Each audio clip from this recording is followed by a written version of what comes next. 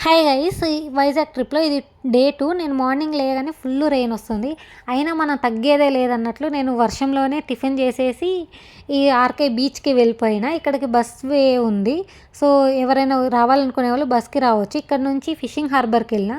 అక్కడ కూడా entry fees ఏం లేదు గానీ, ఆ స్మెల్‌కి మనం తట్టుకోలేము. కాకపోతే చాలా టైప్స్ ఆఫ్ ఫిషెస్ చూడొచ్చు. నేను బయటకొచ్చి ఇంకొంచెం సేపు బీచ్‌లో తిరిగి హుడా పార్క్‌కెళ్ళినా. అక్కడ 50 రూపీస్ స్కానర్ అవైలబిలిటీ ఉంది. అండ్ ఈ పార్కులో కూడా కొంచెం సేపు తిరిగిన బాగా పిల్లలకి ఆడుకునేవి ఉన్నాయి. అండ్ ఇక్కడ వీళ్ళ చుట్టూ నేను ప్రదక్షిణాలు చేయట్లేదు, జస్ట్ వాళ్ళ ముగ్గురిని చూస్తున్నా.